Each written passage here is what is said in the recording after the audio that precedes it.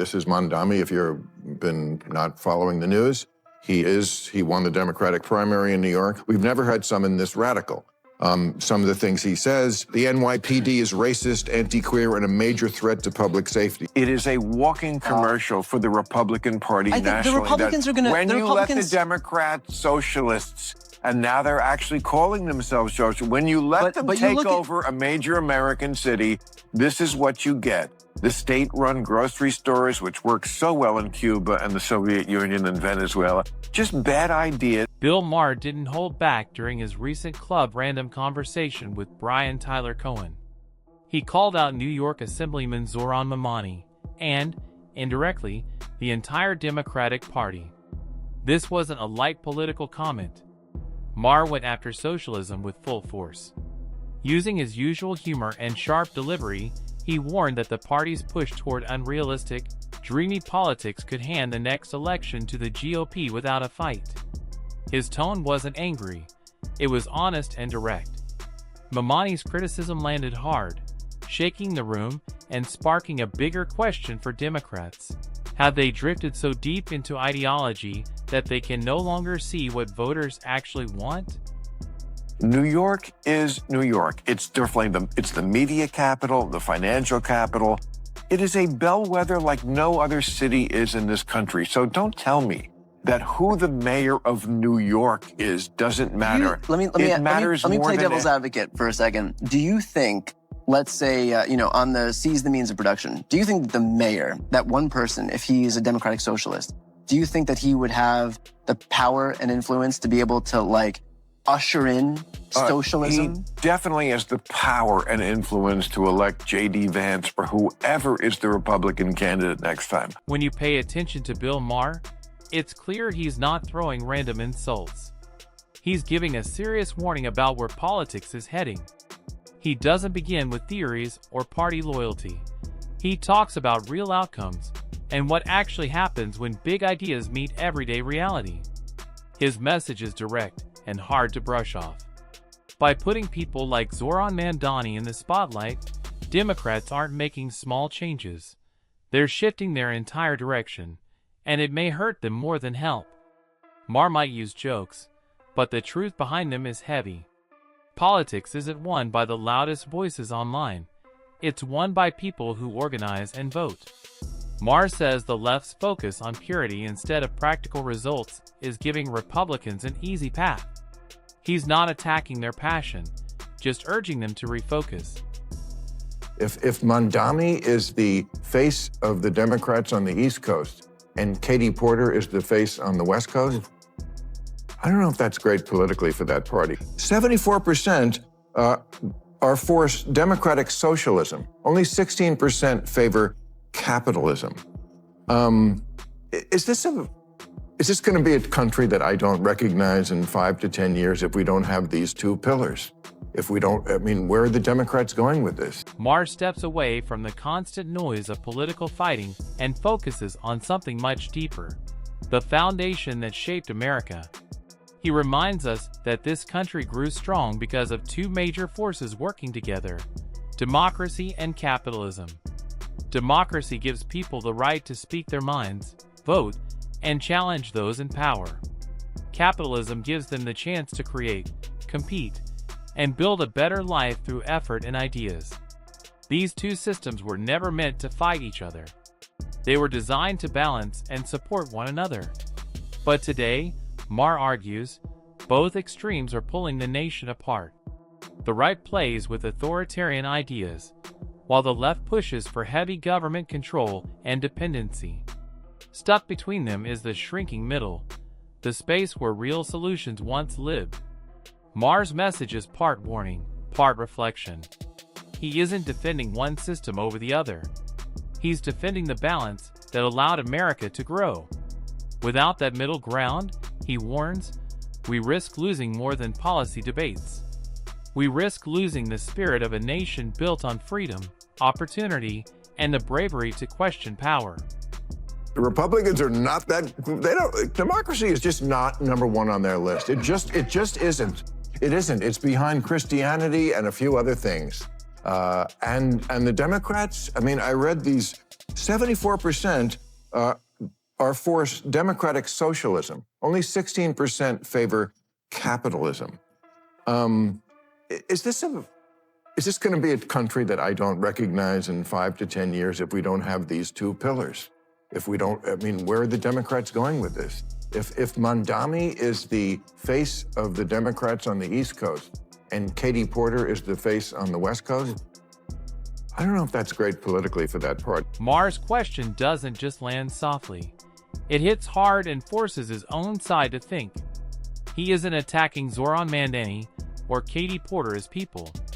Instead, he's asking whether their approach to politics truly speaks to the voters who actually swing elections. Right now, the Democratic Party is clearly struggling with its identity. It's being pulled between big, idealistic ideas and the practical, real-world concerns of everyday citizens. Mamdani represents the new wave of progressives. He talks about rent freezes, state-run grocery stores, free public transit, and higher taxes on the rich. These ideas excite younger voters, but they make many moderates uneasy. Meanwhile, on the West Coast, Katie Porter pushes her own version of passionate activism, focusing on equality, inclusion, and cultural issues like transgender participation in women's sports. These topics bring loud cheers in some places, but spark frustration in many others. For Maher, this isn't a simple left versus right argument. It's a warning about message and timing. He's telling Democrats that while these figures dominate social media, they may be turning away the quiet majority, moderates and independents, who actually choose the president. Maher isn't being negative. He's being realistic. Passion matters, but without practical ideas to support it, passion becomes empty noise. And in politics, noise without direction doesn't build victories. It builds losses. Trust me, he will be featured in the campaign commercials. They're going to feature people. They boogeyman everybody. Yeah, but you don't have to boogeyman him. He does it to himself. But they'll do it regardless. Nancy Pelosi, Hillary Clinton, Gavin Newsom. Yeah, but they make anybody into boogeyman. It has. I think it was just have more weight when it's real. Maher's words carry a mix of frustration and dry humor, the kind that comes from watching the same problems repeat themselves year after year. He's pointing out a pattern the Democratic Party refuses to break. Instead of accepting responsibility for their own mistakes, they often blame conservatives for every scandal or setback. But many of these issues start from within. Gavin Newsom's wildfire failures, Nancy Pelosi's questionable stock trades, these weren't invented by their opponents. They were real missteps that gave critics plenty to work with. Maher cuts right to the truth. If you keep giving your enemies material, you can't act surprised when they use it. He says today's liberal movement focuses more on looking righteous than delivering results, more on dramatic speeches than solid leadership. And when politics becomes a show, leaders stop being effective and turn into punchlines. Maher isn't attacking out of bitterness. He's urging his own party to face reality. When your biggest problem is your own behavior, the issue isn't your critics. It's refusing to see the truth. This must be horrible for a guy like you, who you spent your whole life talking about how government tries to do too much, which it does, and spends too much. And here you have Trump, who is the Republican, who is aggrandizing more power than anybody, as we just talked about. And on the other side, you have the guy running in New York, Mamdani, right? Okay, who's like a straight-up communist. I mean, he is. He talks about, the things that communists say. I mean, he wants free grocery stores, free buses. I want him to win. You want him to win? Yeah. You can hear it in Maher's voice, a mix of humor and genuine concern. He jokes, but he isn't joking. He's watched this cycle repeat for years. Every new generation treats socialism like a fresh trend, something exciting and full of hope, only to later realize it doesn't work the way they imagined. Maher isn't criticizing kindness or the desire to help people. He's warning against forgetting history. Mamdani's ideas, big government programs, free services for everyone, and sweeping economic control may sound generous, But Maher reminds people that these promises usually come with hidden consequences. Shortages, limits on freedom, and governments that slowly gain too much power. It's the same story many countries have lived through, from empty shelves to failing infrastructure. Maher's sarcasm isn't meant to insult. It's meant to clarify. He believes idealism needs reality to keep it grounded. Without that balance, good intentions can destroy the very society they aim to improve. To him, socialism isn't a hopeful vision. It's a repeated warning that too many people ignore until it's too late. When the post-war Labour government in Britain was about to get started, one of their leading lights was a socialist named Nurian Bevan. He said, what could go wrong? He said, we have a nation bedded on coal, surrounded by fish. It would take an organizational genius to have a shortage of either. In 3 years, they had a shortage of both. Maher's story lands with a laugh, but behind the humor is a serious warning. That's what he does best. He uses jokes to deliver truth people don't always want to hear. His point is clear.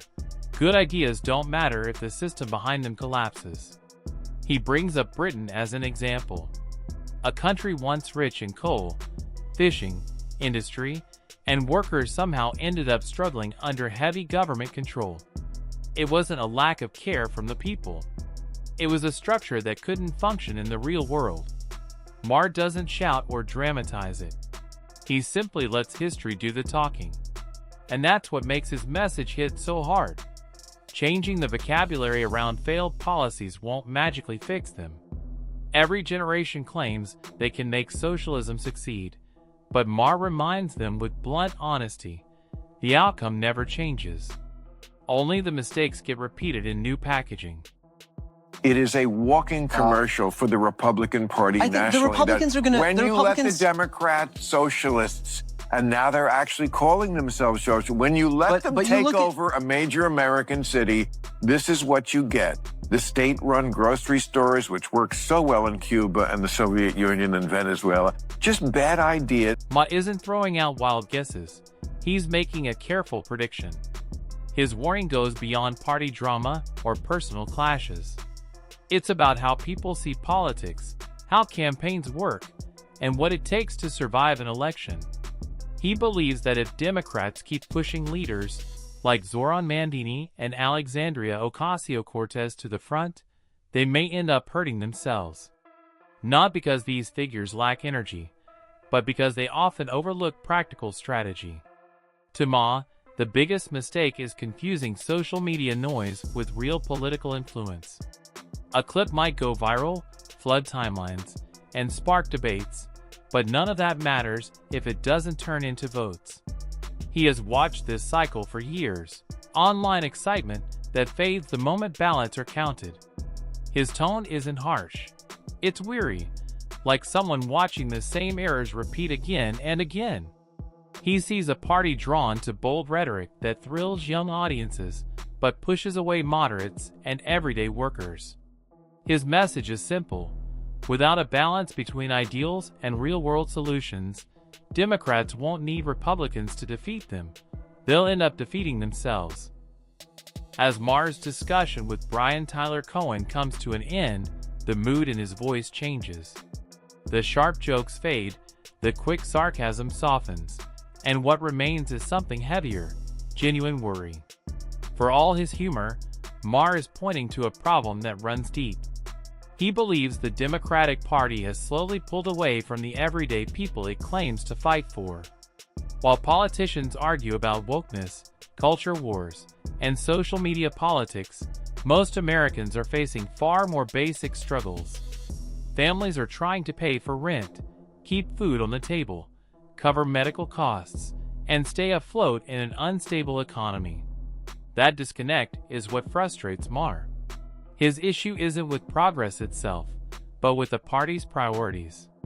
In his eyes, Democrats have become too focused on moral performances, earning applause for sounding righteous rather than delivering changes that improve real lives.